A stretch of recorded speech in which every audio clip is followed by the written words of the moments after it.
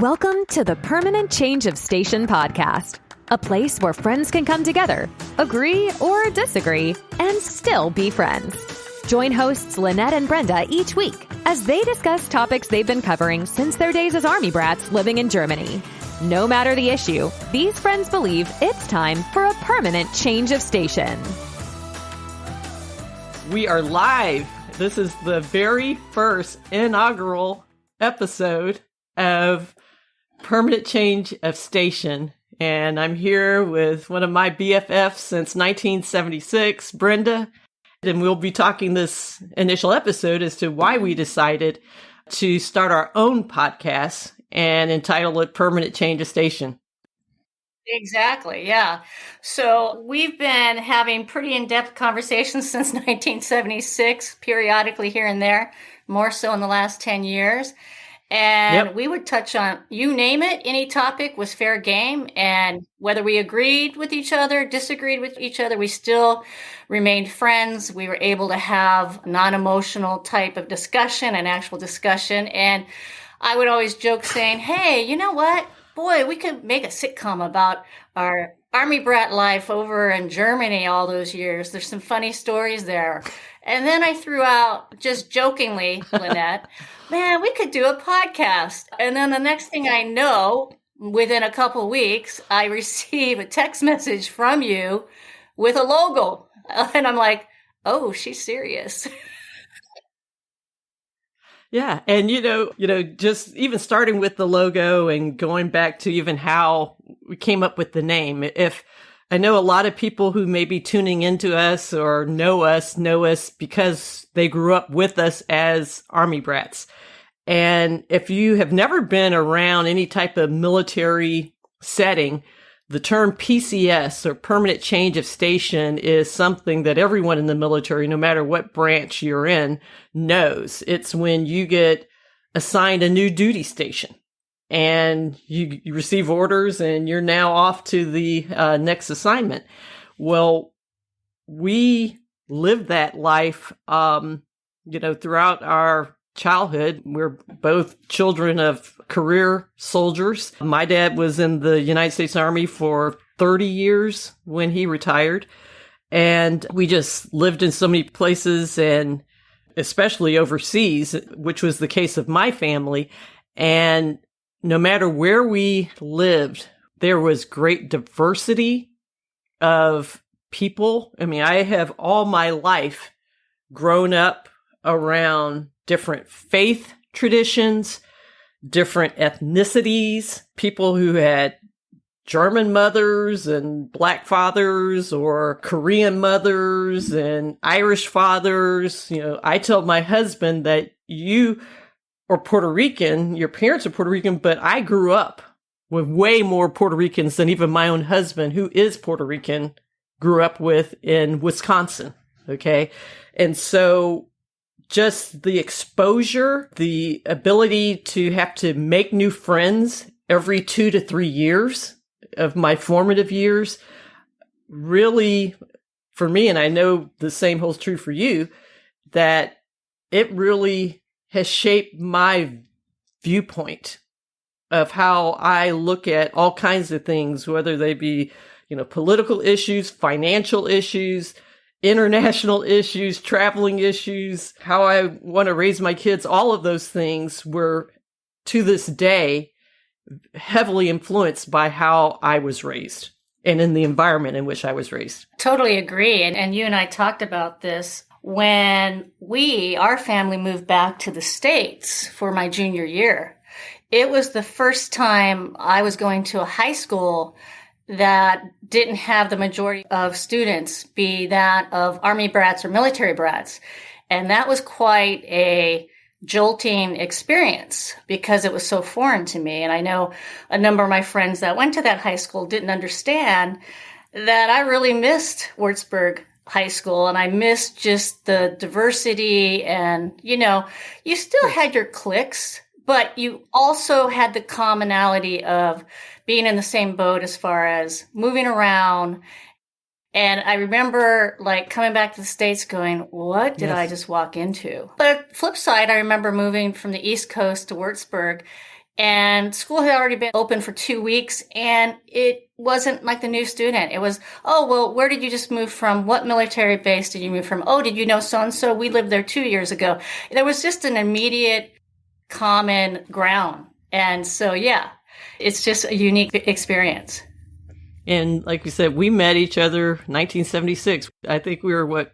8th grade. Freshmen? Ninth grade. Eighth grade. That's right. 8th graders back then. And, I think of going through high school, some of the things that were especially unique to a military setting. And I, also had the kind of unique perspective in that my mother was one of the educators in the Department of Defense schools. And my family's background was a little unusual and unique in that we first went overseas because of my mother's career. Okay. And if you can imagine, rewind to like the early 1970s, my family lived in Richmond, Virginia in the 1960s. My mom was married to my biological father at the time. My parents divorced when I was really young. And my mother was a school teacher. And in Richmond, Virginia, back in the late 60s, early 70s, even though Brown versus Education, which supposedly desegregated schools in America, a Supreme Court ruling back in 1954, well, in spite of that ruling, there were school districts, especially in the South and in Richmond, which was the capital city of the Confederacy, that said, hey, we don't care what you Supreme Court have to say on this. We're still going to do our own thing. So back in the late 60s, early 70s, the Richmond public schools were still segregated in spite of a Supreme Court ruling.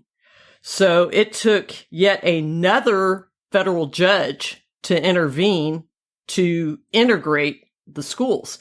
So back in the late 60s, when I first started school and my older siblings started school, our folks made a decision that we would have to go to Catholic school because that was, at the time, the only integrated schools in Richmond, Virginia were the Catholic schools.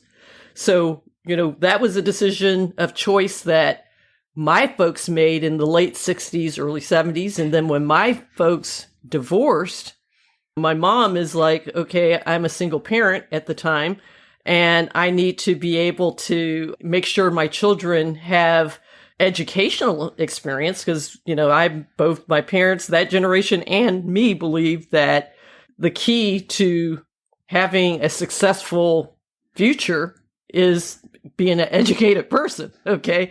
And so my mom sees this job advertised to teach for the Department of Defense schools abroad.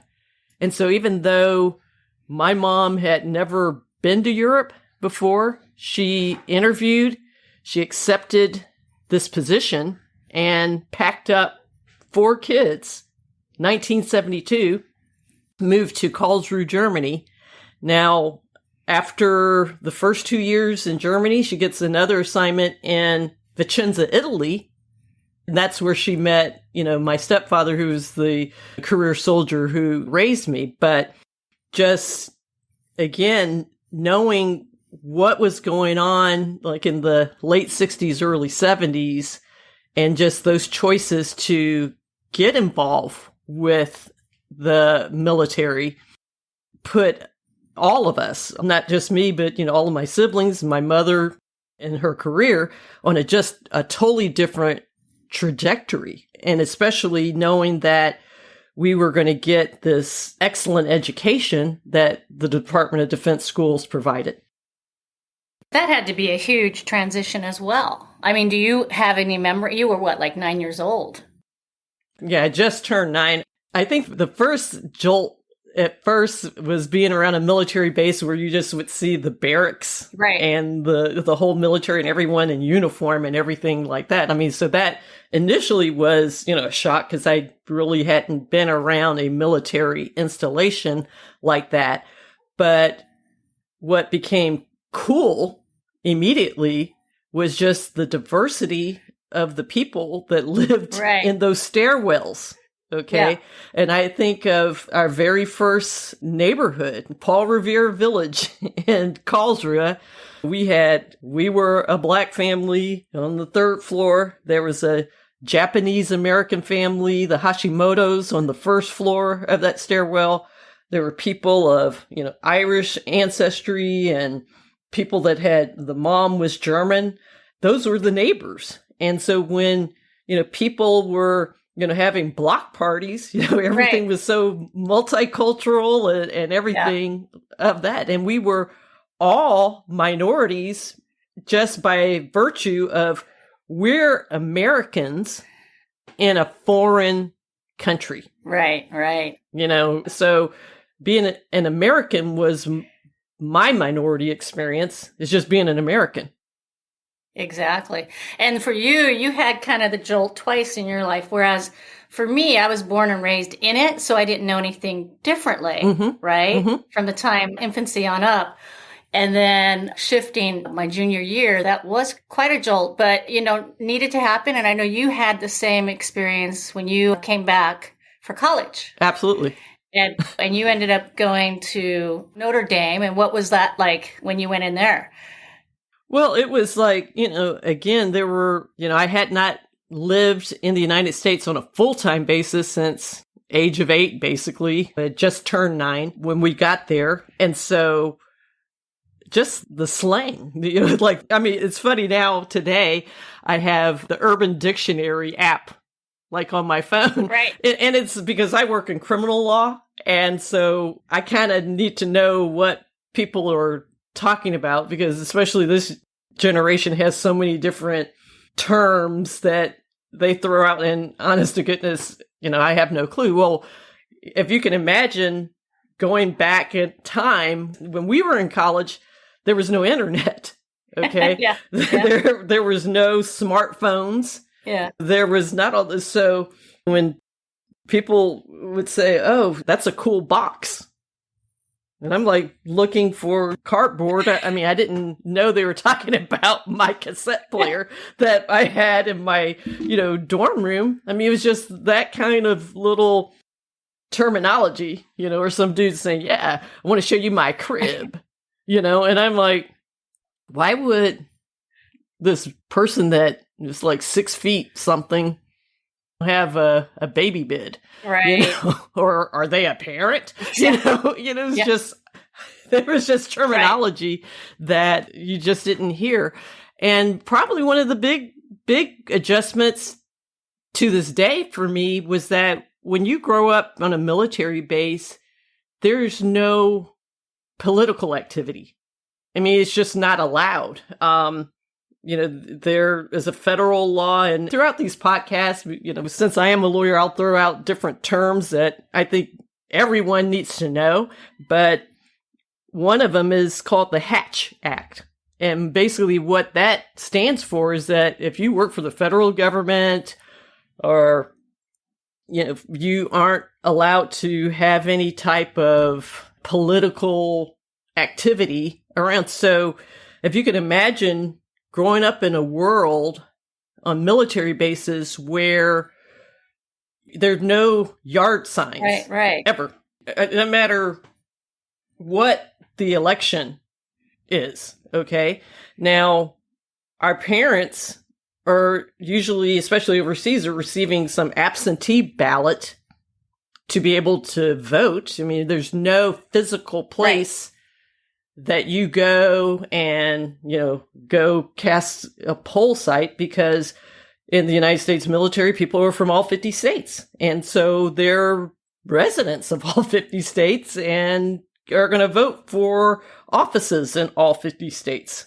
Okay. And so I grew up my entire life never seeing a bumper sticker, never seeing any kind of political, whether pro-family or pro-life or pro or anti, whatever. You just never saw those stickers. They just weren't allowed on the military base. So as a result, one of the things that has always been, I think, a challenge for many of us that grew up that way is to say, okay, what am I? How do I align politically, or does it, change depending on what the specific issue is? Exactly. And I think that's something that I've struggled with, because you get in conversations as an adult and you're asking questions. You want to talk about current events in the political arena. And by asking different questions, you're automatically thrown into a category. You're this, you're that. And I'm like, well, no, I'm not registered either way. And to your point, it depends on what the topic is, right? It's like not just straight down a party line. And it also depends on what kind of your personal life experiences are, what your career interests or whatever, So like for me, I'm a criminal lawyer. Okay. I'm a felony prosecutor today, but for 20 years before, and even before I became a lawyer, but for the 20 years prior to me becoming a state attorney, I was a small business owner. Right. Okay. Right. So I had my own practice as a lawyer, but even before I became a lawyer, I had my own small, consulting business. And I have been, for, like I said, this is now the first time in 20-ish years where I signed the back of a check. Okay. So for the 20 years leading up to 2020, so from about 2000 to 2020, I'm the one signing the front of the check. Yeah. Yeah. Okay. So I can tell you for a fact that when I'm looking at issues as the person who's signing the front of the check, it is a totally different mindset than when I'm signing just the back of a check. Right. Okay. So when, you're saying here's a mandate that's going to impact all small businesses. Okay. I'm looking at it within, well, do I hire one less person in my law practice to meet this mandate? It impacts me. Right. Okay. And it's very interesting too, how I don't consider myself like, Bill Gates rich by any stretch of the imagination. That's a whole nother category. Yeah. Okay. Yeah. I may be upper middle class, but I ain't like got millions or billions just sitting out there that, you create some whatever you can, I'll just write a check and be done with it. No, I'm looking at it like I think most people, middle class, people are looking at it. We're the ones that we have mortgages. We pay property tax. We are paying, depending on what state we're in, state employee tax or business tax. Yeah. Or whatnot. And so, me as a small business owner, when I'm looking at who's running for things, I'm looking within the context of the issues that impact me immediately. Yeah. And my issue might not be your issue. Exactly. And that gets back to one size doesn't fit all. I mean, depends on your upbringing, where you are in your life. You're running a business. Are you part of a business? Absolutely. So it's interesting because your background, you've done a lot of different career, I'd say, moves. Yeah, permanent changes of station. I know. So I wanted to bring it back to that. Because what I found is when we moved back here, and then I went to college, but we moved to Seattle when we moved back here, which is a gorgeous city, gorgeous state. But in my mind, I was thinking San Diego. I wanted to be in San Diego. And then I started sitting down thinking, well, wait a minute. It's looking like my sister's going to stay. My parents are leaning to stay. And I was like, I want to be around my family. And if my sister, has children, I want to be part of that. But as the permanent change of station, I get an itch every 2 to 3 years of change. And through our upbringing, it was change of location, right? And so what I found in my career is it was more evolving and changing and trying new things, which ultimately led me into technology, which is always changing. And I don't know, I'm thinking about your career. Did you have that similar itch? Or still have it?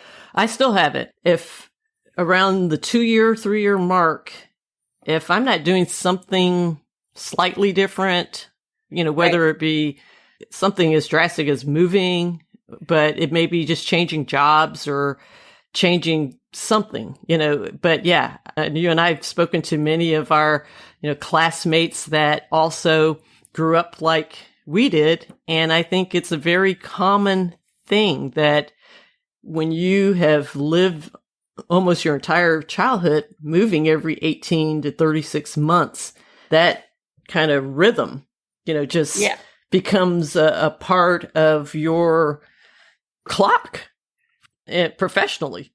Exactly. And so, I have had many career titles through my professional life, and I'm constantly reinventing myself professionally and always seeking a new challenge. Like I said, I had been a criminal defense lawyer for a good part of my career as a lawyer, but now I'm a prosecutor. Exactly. I love it because now I'm doing something different. It's in the same area, but it's a totally different role and a totally different challenge, viewpoint, all of that. And so I'm totally digging being the prosecutor. But I also know it's a season. Okay. So not that I'm, figuring out what the next thing is beyond that, but knowing my history, I would say that being a prosecutor is not going to be the last job that I will have. Yeah, so let's go back to that, the air quotes that you just did, because a number of my friends are in the process or have retired at a fairly young age. And they ask me, well, what about you? And it's like, I don't see that like 100% retirement. I see myself maybe not doing a full-time job down the road, doing something else. But I think because of the 2 to 3 year itch we have, even as we get into our 60s and 70s, we're still going to want to be doing things and trying new things. That's where I'm at anyway. I don't know about you. I totally agree. I mean, I don't ever see a scenario where I'm not working.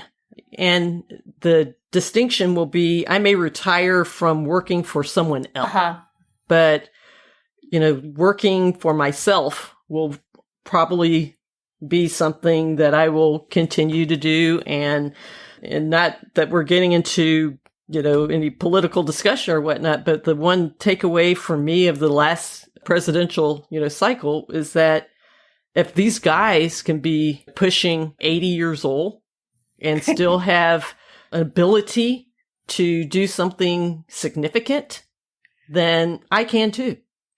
Okay. It's funny you say that because I remember when Hillary ran and I thought the same thing. I'm like, well, look at her. Mm-hmm. Same thing, looking at the politicians going, they're in their 70s or whatnot.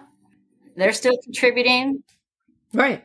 So they're still contributing. And, whether you agree with their politics, whatever, the fact of the matter is that if someone is still in their late 60s, they're in their 70s, and they're still out there, trying to make a contribution to humanity and society and whatever role that they have, do it. And so now I don't, have any kind of deadlines or, timelines. People will say, well, do you think you'll be a judge one day? Maybe I will. Maybe that's for the decade of my 70s. Right. I honestly don't know. I mean, I'm not even, putting any type of limitations on the win as far as those, kind of things. Right. So, but yeah, the itch is definitely something that I think all military people experience, whether they were the active duty or the dependent. That is just kind of a way of life for all of us. And I think it's a good thing. So what kind of topics do you think that this is a thing we'll put out on our Facebook page, is that we'll ask, listeners to, submit some topics. We'll have our conversations, but people may have topics that they'll want to suggest. And so we'll be able to allow input and ideas for those kind of, things. And we welcome them. And some of them may be more, complex. If you could just touch upon the kinds, of industries that you have worked on and with in your career, because I think that's very helpful just to know. And then I'll share mine. Yeah.